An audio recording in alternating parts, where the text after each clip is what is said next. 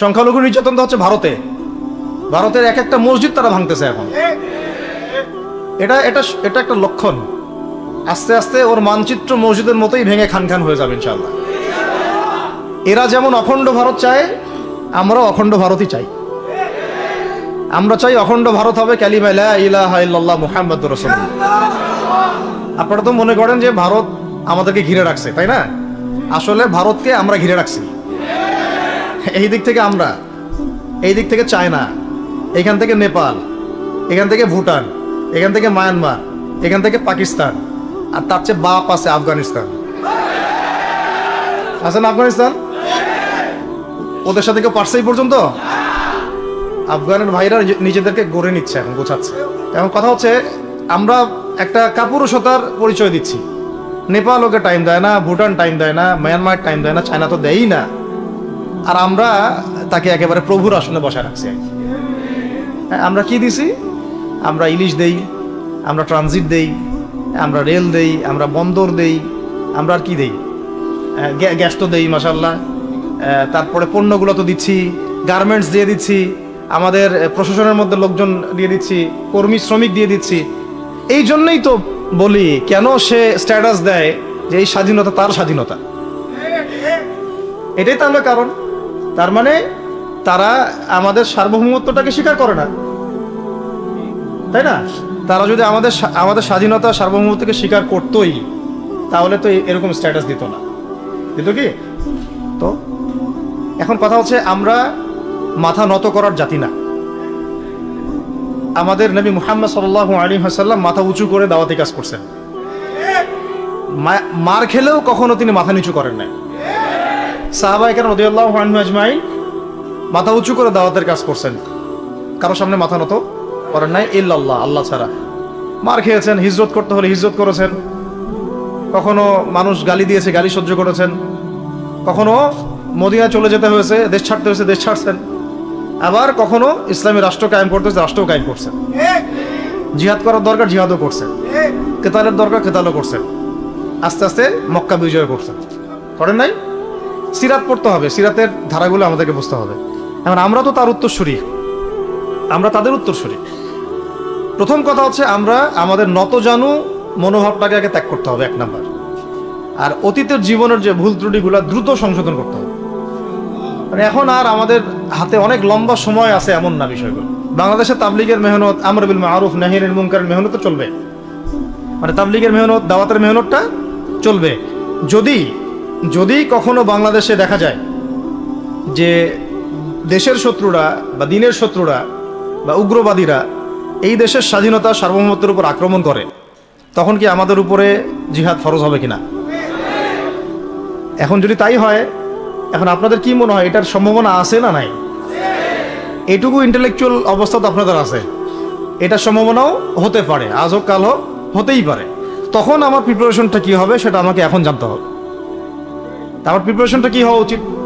প্রথম প্রিপারেশন হওয়া উচিত, আগের সমস্ত জিন্দগিতে যা করছি নিজেকে আল্লাহর দিকে ফিরাই নিয়ে আসে। এটা প্রথম কাজ। যে আল্লাহর দিকে ফিরে আসা নেই, তার সাথে না জিহাদের সম্পর্ক আছে, না কিতালের কোনো সম্পর্ক আছে, সে তো আল্লাহর পথেই নাই। তো প্রিয় যুবক ভাইরা, আগে প্রথম কথা হচ্ছে, আগে আপনি আল্লাহর দিকে ফিরে আসেন, এক নাম্বার। দ্বিতীয় কথা হচ্ছে, এরপরে আমাদের প্রয়োজন শারীরিক প্রস্তুতি। শারীরিক প্রস্তুতি, যেমনটা বললাম যে কোনো অবস্থাতেই আলেম ওলামাদেরকে, দায়ীদেরকে, মুফতিদেরকে, মুহাদ্দিসদেরকে, মাদ্রাসার শিক্ষকদেরকে, খতিবদেরকে ভিতরে ঢুকতে দেওয়া যাবে না।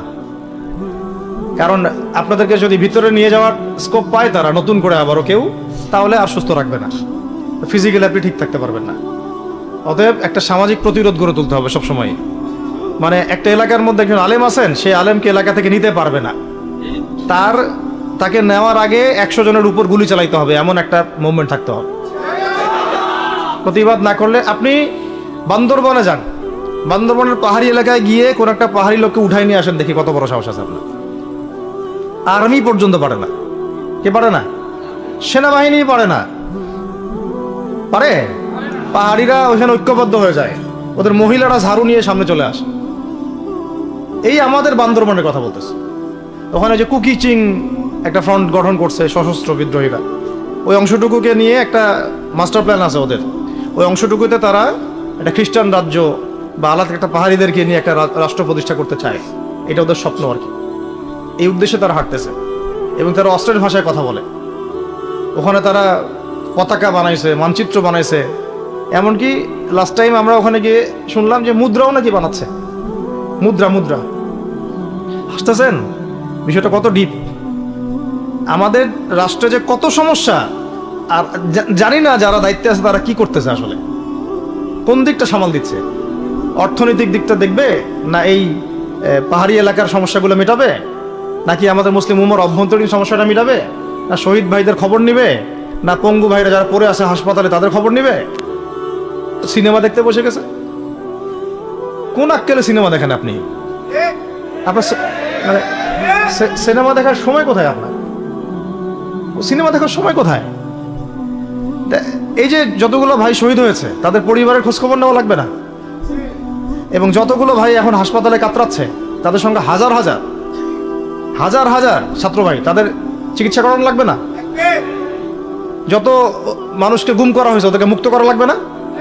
তারাও তো জানে এটা অন্যায়, এবং যারা করে তারাও বলে এটা অন্যায়। জানেন, যারা করে তারাও বলে এটা অন্যায়। এবং আমাকেও বলেছিল যে আমি জিজ্ঞাসা করেছিলাম যে আমাকে যদি মানে প্রকাশ্য কোর্টে চালান করে দেওয়া হয় এবং জাতির সামনে বলা হয় যে আমাকে গুম করা হয়েছে, এবং এরপর যদি বলা হয় যে আমাকে গুম করার পরে কোনো রকমের নেগেটিভ কিছু পাওয়া যায় নাই তাই আমরা ছেড়ে দিয়েছি, এই কথাটা কি বলা যাবে কি যাবে না? তারা বলছে যে না, এটা বলা যাবে না, কারণ এই কাজটা তো মানবতা বিরোধী অপরাধ, এটা করলে তো বললে তো সবাই আবার বুঝে ফেলবে। তো এই হলো অবস্থা। ওখানে আমরা বুঝেছি যে বাংলাদেশের প্রশাসনে দুইটা ভাগ আছে।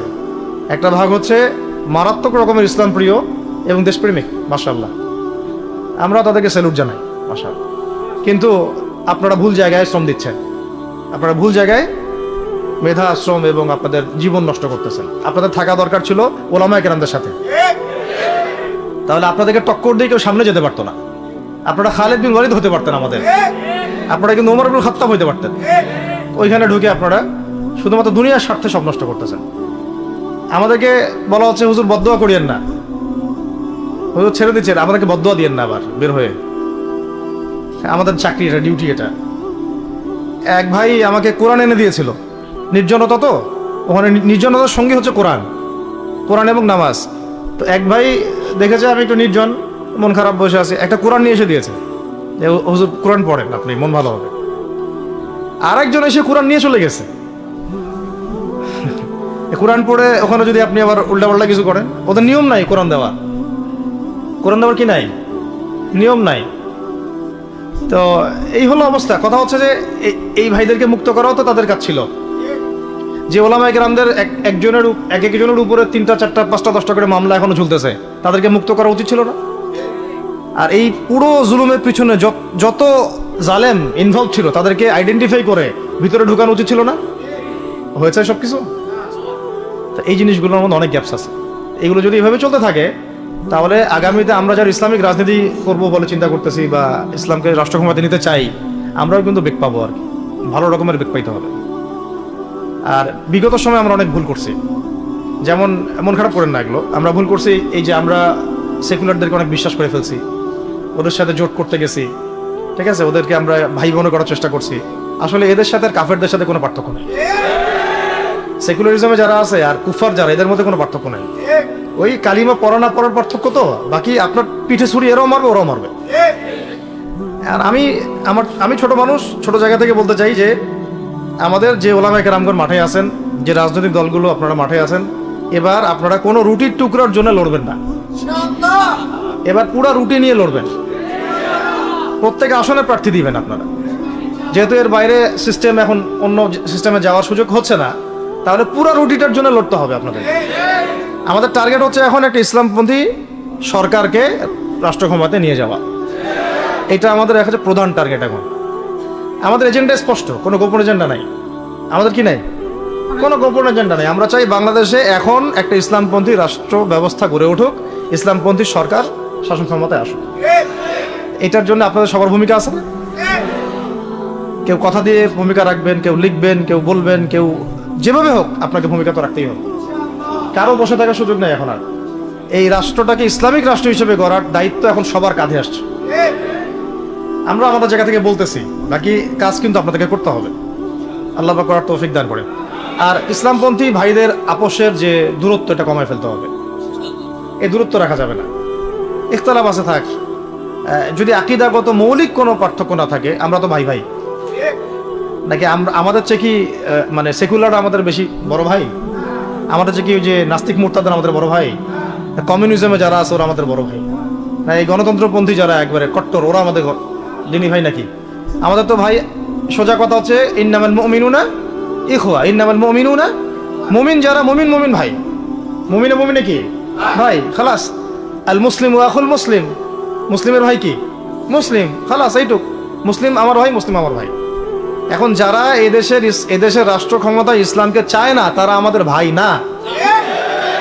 সে যে কোনো নামে আসুক, এক্স ওয়াই জেড, দেখার দরকার নেই। এক্স নামে আসুক, ওয়াই নামে আসুক, জেড নামে আসুক, যারা রাষ্ট্র ব্যবস্থা ইসলামকে চায় না, তারা আমার ভাই, খালাস, সোজা কথা। এবং রাষ্ট্র ব্যবস্থা ইসলাম চায় যে ভাইরা আমাদের, ওই ভাইদেরকে একসাথে থাকতে হবে। আল্লাহর কসম করে বলতেছি, ইনশাআল্লাহ যদি এই ভাইরা আমরা একসাথে থাকতে পারি, এর সাথে আমরা দায়ীরা, তালেবে ইলমরা এবং আপনারা তো যুব সমাজ আছেন, আমাদেরকে টক্কর দিয়ে বাংলাদেশের রাষ্ট্র ক্ষমতায় কেউ যাইতে পারবে না ইনশাআল্লাহ। সবাইকে ভূমিকা রাখতে হবে। এখন অন্য আলোচনা চেয়ে এই আলোচনাটাই বেশি দরকার। অন্য আলোচনা অনেক শুনছেন জীবনে, এখন বাংলাদেশের দরকার একটা ইসলামপন্থী রাষ্ট্র ব্যবস্থা।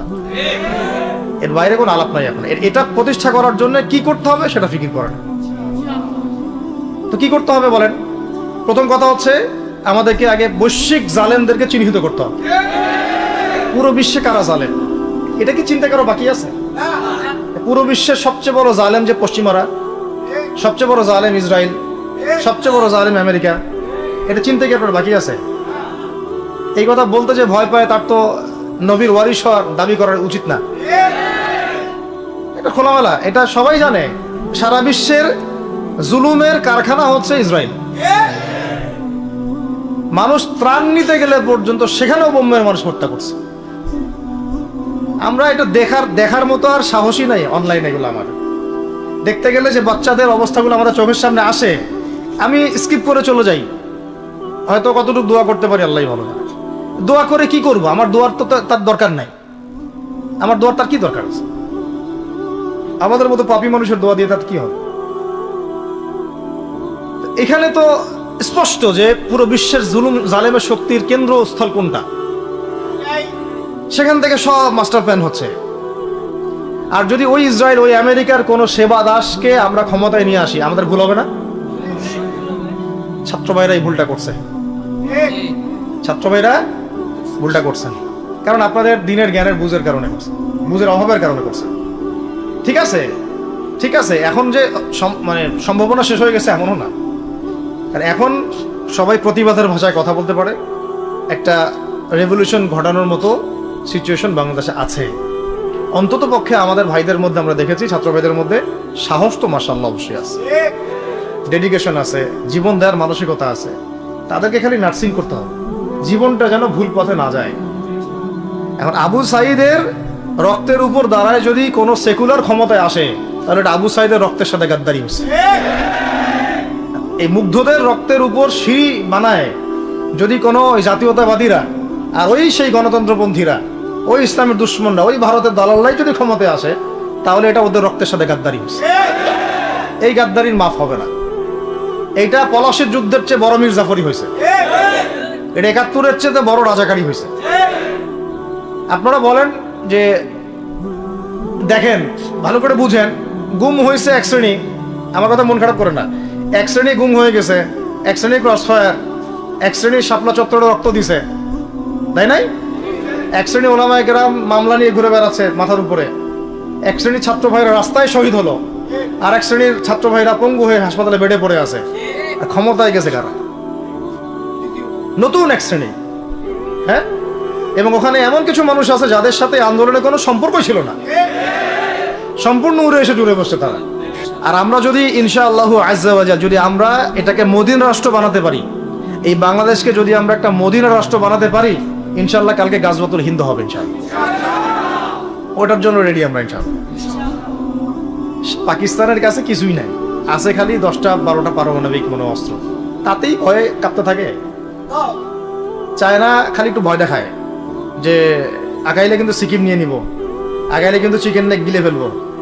চায়নার ওই ছোট ছোট যোদ্ধাদের কাছে যে মাইটটা খায়, আর আমাদের এখানে দেখা যায় যে সীমান্তর মধ্যে একটা একটা কৃষকও যদি সীমান্ত থেকে দূরেও হাল চাষ করে, ওকে গুলি করে মেরে ফেলায়। ফেলা নেই, ফেলানির কথা ভুলে গেছেন আপনারা? আমাদের বন্যা, এরকম কতগুলো মানুষকে সীমান্ত হত্যা করে মারা হয়েছে। আজকে গুগলে গিয়ে সার্চ করে দেখেন কতগুলো মানুষকে বিগত 15 বছরে সীমান্তে হত্যা করা হয়েছে। তো এখানে আমাদের স্বাধীনতার প্রশ্ন আসে না, এখানে গণতন্ত্রের কথা আসে না, সার্বভৌমত্বের কথা আসে না। না, বরং তারা ক্ষমতার জন্য ওদের কাছে ইমান বিক্রি করে দিয়েছে। ক্ষমতার জন্য এই উগ্রদের কাছে, মানে উগ্র হিন্দুত্ববাদীদের কাছে ওরা তাদের ইমান, ওদের আমল, ওদের তাকওয়া, ওদের দিন সব বিক্রি করে দিচ্ছে। এই জন্য আমি আগে বলেছি একটা লেকচারে যে আমরা যদি বিরিয়ানি খেতে চাই, আপনি যদি বিরিয়ানি খেতে চান, একটা পাত্র নেবেন কি না? আচ্ছা, পাত্রটা যদি ময়লা থাকে খাবেন? পাত্র অনেক ময়লা আছে, আপনি কি ওইখানেই বিরিয়ানি ঢালবেন, ঢেলে খাওয়া শুরু করবেন? সবার আগে আপনি কি করেন? এটাকে ধোন, পরিষ্কার করেন, তাই না? বাংলাদেশকে যদি আপনি ইসলামী রাষ্ট্র হিসেবে করতে চান, আগে এই দেশের মধ্যে যে পয়জনগুলো আছে এগুলোকে দূর করতে হবে। সমস্ত পয়জনকে ধুয়ে সাফ করতে হবে। তারপরে যে খেলাফা বা শরিয়া বা ইমারা, যেটাই আসুক, ইমারা এক জিনিস, খেলাফা আর এক জিনিস। আমি এক কথায় বোঝাচ্ছি ইসলামী রাষ্ট্র ব্যবস্থা, এক ইসলামী রাষ্ট্র ব্যবস্থা। যদি ইসলামী রাষ্ট্র ব্যবস্থা তারপরে আসে, জমিন সাফ করার পরে, তখন সেটা সাস্টেইন করবে ইনশাআল্লাহ। আর যদি ময়লার মধ্যেই ইসলামী রাষ্ট্র কায়েম করতে চান, তখন হবে উদাহরণটা এরকম যে আপনি এই নোংরা ড্রেনের মধ্যে নেমে গায়ে সাবান মাখা শুরু করছে, হাততে কোনো লাভ হবে না, বরং ওই নোংরাই আপনাকে খেয়ে ফেলবে। ঠিক আছে? ডেমোক্রেটিক সিস্টেমের মধ্য দিয়ে যদি আমাদের ভাইরা ক্ষমতা যেতে পারে, যাক না, সমস্যার কিছু নাই। এটা কতটুকু জায়েজ না জায়েজ, হালাল হারাম, সুন্নত, এদিকে আমি যাচ্ছি না। এবং এটা নিশ্চিত তারাও জানে এটা সুন্নাত না, তারাও জানে এটা কি না, সুন্নাত পদ্ধতি না। কারণ রাসূলুল্লাহ সাল্লাল্লাহু আলাইহি ওয়াসাল্লাম দাওয়াতের মধ্য দিয়ে এবং সশস্ত্র যুদ্ধের মধ্য দিয়ে মানে মক্কা বিজয় করেছেন। দাওয়াতের মধ্য দিয়ে তিনি মদিনা রাষ্ট্র কায়েম করেছেন। তারপরে মদিনা রাষ্ট্রকে বেস করে আস্তে আস্তে আরও রাষ্ট্রকে এক্সপ্যান্ড করেছেন। বদর, উহুদ, খন্দক, খায়বার এগুলো হয়েছে, আস্তে আস্তে মক্কা বিজয় হয়েছে। মূল ছিল আগে মদিনা রাষ্ট্রটা কায়েম করা। তো আমরা যে কোনোভাবেই হোক মদিনা রাষ্ট্রটা আমাদের কায়েম করতে হবে আগে, তারপরে ইনশাআল্লাহ তাআলা দেখবেন, হ্যাঁ, ওই অখণ্ড ভারত আমরাও কায়েম করবো ইনশাআল্লাহ। সংখ্যা দিয়ে কিচ্ছু না, ওদের সংখ্যাকে আমরা ভয় পাই?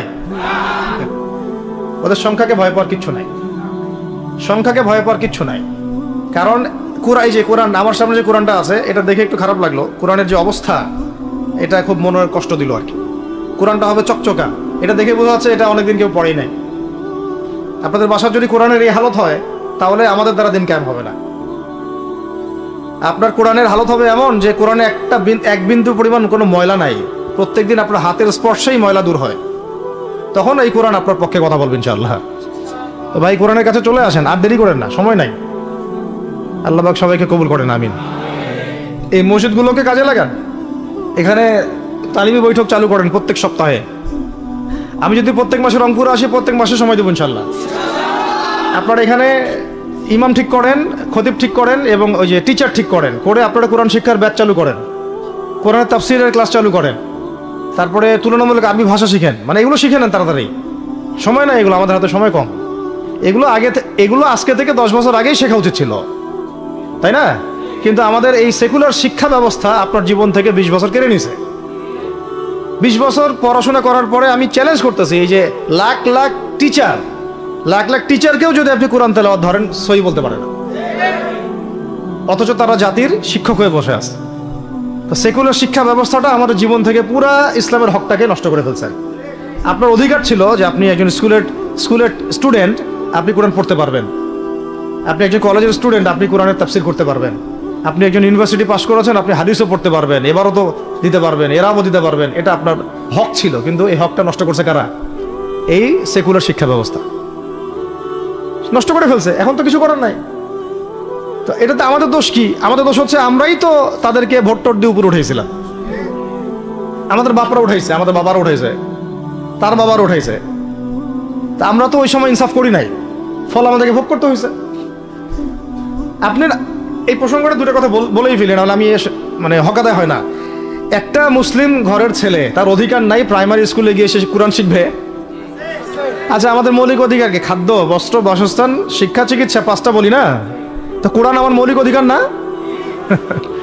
মুসলিম পরিবারের সন্তান আমি, কোরআন আমার মৌলিক অধিকার না?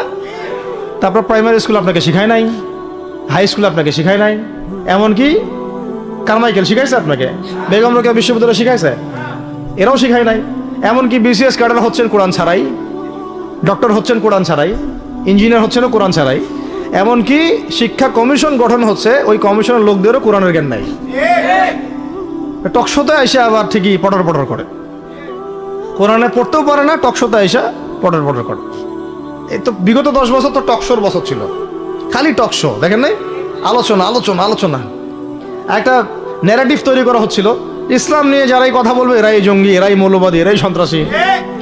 হ্যাঁ, তো কিভাবে মানুষের ব্রেন ওয়াশ করা হয়েছে। আমি আসলে অবাক হয়ে গেছি এই ঘটনাতে, জুলাইয়ের ঘটনায়, যে যুব সমাজকে ধ্বংস করার জন্য তারা 20 বছর ঢেলে দিছে, ওই যুব সমাজই তাদেরকে পিটাই বের করছে।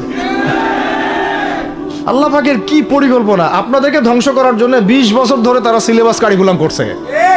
আপনাদেরকে শরৎচন্দ্র পড়াইছে, বঙ্কিমচন্দ্র পড়াইছে, হুমায়ুন আহমেদ পড়াইছে, হুমায়ুন আজাদ পড়াইছে, হ্যাঁ, শেক্সপিয়ার পড়াইছে, আর কত কি পড়াইছে। কোরআন পড়তে দেয় নাই, নামাজের স্বাধীনতা দেয় নাই, পর্দার স্বাধীনতা দেয় নাই। আমাদের বোন পর্দা করে পরীক্ষা দিতে গেছে, নেকাব খুলে ফেলা হয়েছে, কি করে নাই, কিন্তু ওই ছাত্র জনতার হাতেই পিটানি খাইতে হয়েছে।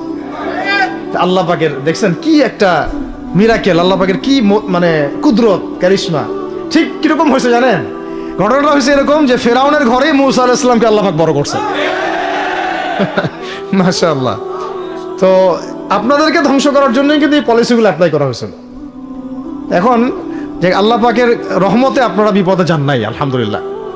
এখন যেটা আল্লাহ পাক বোঝার তৌফিক দিচ্ছেন, দেখেন আপনারা কোরআন শিখতে পারতেন, এখানে পারেন নাই। শিক্ষা কমিশনের মধ্যে কোরআন নাই।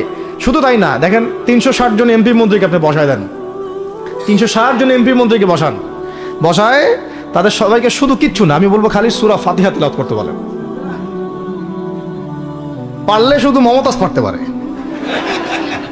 নাকি? কারণ তার তো বুখারী মুসলিম সিয়াসিত্তা পড়া আছে, ওটা পড়া ছিল আর কি, এটা পড়া ছিল, তো হয়তো সে পারতে পারে না, পারলে তো ভালো, খারাপ কিছু না, ঠিক আছে। তো বাকি কেউ কিন্তু পারে না। আর বেশি দেন না, অল্প না, ঠিক আছে, শেষ করতেছে। তো এখন প্রিয় ভাইরা, এখন কথা অনেক হয়ে গেছে। মূল কথা হচ্ছে যে আমাদেরকে এখন একটা নতুন উদ্দেশ্য নিয়ে, টার্গেট নিয়ে, একটা মিশন নিয়ে আগামীকাল থেকে পথ চলতে হবে ইনশাআল্লাহ। প্রথম গন্তব্যটা কি? আমরা বাংলাদেশকে একটা মদিনা রাষ্ট্র কায়েম করতে চাই। সেটা যদি করতেই হয় তাহলে আমাকে কার আদলে করতে হবে, কার সুন্নতে করতে হবে? নবী মুহাম্মদ সাল্লাল্লাহু আলাইহি ওয়াসাল্লামের তরিকায়। এবং তার তরিকার প্রথম কাজটাই হচ্ছে আগে ইলম শিখতে হবে। কি শিখতে হবে? এই মসজিদগুলোকে কাজে লাগান, মাদ্রাসাগুলোকে কাজে লাগান। এবং 2 নম্বর হচ্ছে ইলম একা একা শেখা যাবে না। ইলম একা একা শেখা যাবে না। 20 বছর তো আপনি একা পড়াশোনা করেন নাই, প্রতিষ্ঠান ছিল, ওস্তাদ ছিল, তাই না? টিচার ছিল, আপনার একাডেমিক কারিকুলাম ছিল। ঠিক ওইরকমই দিনের ইলমও একা একা শেখা যাবে না, ওস্তাদ লাগবে। এবং আলহামদুলিল্লাহ আমাদের বাংলাদেশে ওস্তাদদের অভাব নাই, আলহামদুলিল্লাহ। প্রত্যেক জেলায় জেলায় উপজেলায় সব জায়গাতেই মুহাক্কিক বরেণ্য আলেমগণ আছেন, আলহামদুলিল্লাহ। আর আপনি খুঁজে বের করবেন কে মুহাক্কিক আলেম। আমি কিছু মানে তাদের বৈশিষ্ট্য বলতে পারি যে তারা নিজেকে জাহির করেন না, বিনয়ী হন, অহংকারী হন না, তারা এত বেশি আইওয়া শোডাউন এত পছন্দ করেন না, নিজেকে আড়াল করার চেষ্টা করেন, হক কথা বলতে তারা ভয় করেন না। এবং তারা অনেক গভীর জ্ঞানের অধিকারী হওয়া সত্ত্বেও অনেক বেশি বিনয়ী হন আর কি। এগুলো দেখে আপনি চিনবেন, ঠিক আছে? আমাদের সালাফরা তো বলতেন যে মুহাক্কিক মানুষকে পাবেন 2 জায়গায়, এক হচ্ছে মাটির তলে, আর একটা হচ্ছে জেলখানায়। ঠিক আছে? তো যাই হোক, এখন অনেক বরেণ্য উলামায়ে কেরাম আমাদের সমাজে আছেন, তাদের যে কারোর সাথে অন্তত একজনের সাথে নিসবত রাখেন, অন্তত একজনের সাথে নিসবত রাখেন, ঠিক আছে? তো এটা আমাদের সৌভাগ্য আলহামদুলিল্লাহ যে বাংলাদেশে বহু মাদ্রাসা, বহু কওমি মাদ্রাসা, আলিয়া মাদ্রাসা, অনেক ধরনের মাদ্রাসা আছে। কিছু সংকীর্ণতা বা কিছু সমস্যা আমাদের মধ্যে থাকতে পারে, এটা যে কোনো জায়গায় থাকতে পারে, কিন্তু আলহামদুলিল্লাহ এই খেদমতটুকু আছে বলেই এখন পর্যন্ত দ্বীন ইসলামকে তারা মিটাইতে পারে নাই, আলহামদুলিল্লাহ। তো ইলম শিখবো 1 নাম্বার, 2 নাম্বার হচ্ছে ইলম মুহাক্কিক কোন আলেমের সোহবতে শিখবো, একা একা শিখবো না। 3 নাম্বার হচ্ছে যা শিখবো আমলে নিয়ে আসতে হবে। কি বললাম? যা শিখবো আমলে নিয়ে চলে আসতে হবে, ফেলে রাখা যাবে না। আল্লাহ আমাকে তৌফিক দেন, আপনাদের সবাইকে তৌফিক দান করেন। 4 নাম্বার, সময় কাজে লাগাইতে হবে। সময় কাজে লাগাইতে হবে, কোনো অবস্থাতেই আর হেলায় ফেলায় সময় নষ্ট করবো না, আমিও করবো না ইনশাল্লাহ, আপনারাও করবেন না ইনশাল্লাহ। 5 নাম্বার হচ্ছে নিজের প্রতিভাকে খুঁজে বের করবেন। সবাইকে আল্লাহ কিছু না কিছু প্রতিভা দিয়েছেন, প্রতিভা খুঁজে বের করে ইসলামের জন্য কাজে লাগাবেন। 6 নাম্বার হচ্ছে যাদের রিজিক হালাল তাদের তো আলহামদুলিল্লাহ কোনো সমস্যা নেই, যাদের হারাম রিজিক আজকে ছাড়তে হবে। কোনো সুদের সাথে সম্পৃক্ত থাকা যাবে না, কোনো ঘুষ, কোনো দুর্নীতি, কোনো মাপে কম দেওয়া, কোনো হারামে আমি খাবো না, আমি কোনো হারামের কাছে যাব না। আর উত্তরবঙ্গের বড় বড় ফেতনাগুলোর মধ্যে এই সুদী এনজিওদের ফেতনাও আছে, কাদিয়ানিদের ফেতনাও আছে, তাই না? তারপরে আপনার এই যে ইসাই মুসলিমদের একটা ফেতনা আছে না, একটা ফেতনা আছে। তারপরে এই আপনার বিড়ি ফ্যাক্টরি, তামাক ফ্যাক্টরির এগুলা ফেতনা আছে হারাম খাওয়ার। আবার নতুন করে ইসকনের ফেতনাও উত্তরবঙ্গে দেখা যাচ্ছে। তো এই ফেতনাগুলোকে চিহ্নিত করে আপনাকে বেঁচে থাকতে হবে এবং রিজিকটাকে হালাল করে ফেলতে হবে, ঠিক আছে? এর পাশাপাশি হচ্ছে 6 নম্বর বলবো যে পরিবারগুলো গড়ে তুলতে হবে। প্রত্যেকটা পরিবার হবে একটা দুর্গ, মানে আমার পরিবার হচ্ছে আমার একটা ইসলামিক রাষ্ট্রের মতো। এই পরিবারের মধ্যে অন-ইসলামিক কোনো কাজ চলে না। পরিবারের মালিক কে? আমি না? এখানে কি রাষ্ট্র আমাকে হস্তক্ষেপ করতে পারবে? তা আমার পরিবার আমার কন্ট্রোলে চলবে, একদম ইসলামিক অনুশাসন অনুযায়ী চলবে, ডানে বামে নড়তে পারবে না। এভাবে আপনাকে শক্ত থাকতে হবে। 7 নম্বর হচ্ছে এখন থেকে তাবলিগের কাজ সবাইকে করতে হবে। কতটুকু করবেন? যতটুকু আপনি জানেন, যতটুকু আপনি জানেন। যেটা জানেন না ওইটা নিয়ে কথা বলার দরকার নেই।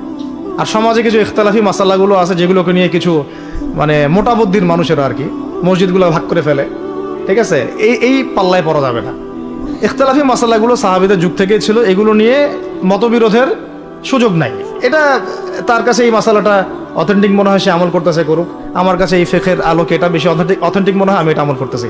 এগুলো নিয়ে কোনো রকমের আর দ্বন্দ্বে যাবেন না। বরং আমরা এখন ঐক্যবদ্ধ হব কিসের ভিত্তিতে? আমরা ঐক্যবদ্ধ হব আকীদা, আমল এবং মানহাজের ভিত্তিতে। আমাদের আকীদা আহলুস সুন্নাহ ওয়াল জামাআর আকীদা থাকবে, আমল থাকবে সাহাবীওয়ালা আমল, এবং মানহাজ থাকবে আমরা সালাফদের আদলে বাংলাদেশে দিন কায়েম করতে চাই, খালাস। আর যারা দিন কায়েমের কথা বলবে না ওদের সাথে আমার ঐক্য হবে না। কি হবে? দিন কায়েমের কোনো ফিকির নাই, তার সাথে আমার ঐক্য হবে কিভাবে? তার ফিকির আছে শুধু মসজিদ নিয়ে আর অন্য কিছু নিয়ে, তার দল নিয়ে বা তার মানে আরো তো আছে অনেক কিছু আর কি, এগুলো নিয়ে। তো ওইগুলো বাদ দিলাম। এই আমর বিল মারুফের কাজ সবাইকে করতে হবে এবং একই সাথে সবাইকে এখন থেকে প্রতিবাদী হতে হবে, অন্যায় নিষেধ করতে হবে। এলাকায় অন্যায় হতে দিবেন না আপনারা। এলাকার মধ্যে জুয়া খেলবে কেন? আপনারা প্রতিবাদী হবেন। এখানে গাঁজা খাবে কেন? আপনি প্রতিবাদী হবেন। মাদকের আকারা হবে কেন? আপনারা প্রতিবাদ করবেন। এখন তো আপনি পুলিশ প্রশাসনের অপেক্ষায় বসে থাকার সময় নাই তো এখন আপনার। একজন নেককার, মুত্তাকি, পরহেজগার মানুষ প্রত্যেকটা এলাকায় থাকা দরকার। আপনাদের মধ্যে একটা জামা বা কমিউনিটি থাকা দরকার, মানে একটা অ্যাসোসিয়েশন থাকা দরকার যারা ওই এলাকাকে সংস্কারের কাজ করবে ইনশাআল্লাহ। অথবা বৃহত্তর সংগঠন যেগুলো আছে বাংলাদেশে তাদের অঙ্গ সংগঠন হিসেবে আপনারা কাজ করতে পারেন। আল্লাহ পাক তৌফিক দান করেন। মানে একটা চেইন অফ কমান্ড গড়ে তুলতে হবে দেশব্যাপী। এটা অলরেডি আছে এবং নতুন করেও যদি কেউ চায় যে আমি কিছু অ্যাসোসিয়েশন করব যেটা আমর বিল মারুফের কাজ করবে, নাহিয়ানিল মুনকারের কাজ করবে, তাহলে এটা করতে পারেন ইনশাআল্লাহ। আর এর সাথে আমি বলবো যে আমাদের জান, মাল, সময়, শ্রম, কয়টা কথা বললাম? জান, মাল, সময় এবং শ্রম। জান, আমাদের মাল, আমাদের সময়, আমাদের শ্রম, এই 4টা জিনিসকে আল্লাহর জন্য ওয়াকফ করে দিতে হবে। দুনিয়াতে মুসাফির আমরা, দুনিয়াতে কি আমরা মুসাফির। আমাদেরকে পাঠানোই হয়েছে আল্লাহর ইবাদত করার জন্য। এবং শুধু একা ইবাদত করবো কেন? আমি কি স্বার্থপর? আমার পরিবারটাও করতে হবে।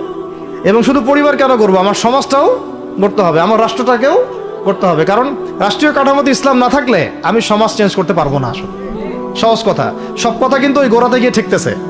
কারণ রাষ্ট্র ব্যবস্থা যদি ইসলাম না যায়, রাজনীতির মধ্যে ইসলাম যদি না যায়, এবং একটা ইসলামিক শরিয়া ভিত্তিক বা ইমারা ভিত্তিক রাষ্ট্র যদি কায়েম না হয়, এই শব্দগুলো হয়তো তারা বুঝে না। মানে ইসলামী একটা রাষ্ট্র ব্যবস্থার কাঠামো যদি না থাকে, তাহলে আপনি ব্যাংকিং সিস্টেমকে সংস্কার করতে পারবেন না, সুদের মধ্যে সংস্কার আনতে পারবেন না, শুধু এনজিওর বিরুদ্ধে আপনি কোনো পদক্ষেপ নিতে পারবেন না, আপনি সমাজের এই যে ফাসাদ, নোংরামি, এগুলো বন্ধ করতে পারবেন না, আপনি এই যে কাদিয়ানি মতবাদের বিরুদ্ধে কিছু করতে পারবেন না, ওদের অর্থনৈতিক ডানা আপনি কাটতে পারবেন না, ওদের পলিটিক্যাল সাপোর্ট আপনারা কাটতে পারবেন না। তারপরে ওই জায়গায় ইসলাম না গেলে এই সাংস্কৃতিক আগ্রাসনগুলো কাটাতে পারবেন না।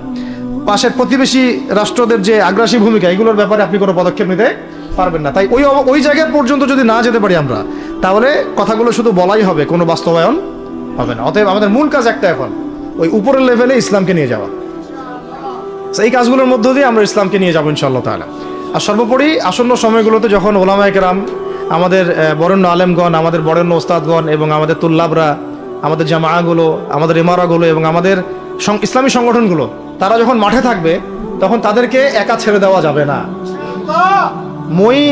মই দিয়ে গাছে উঠায় মই টানা যাবে না।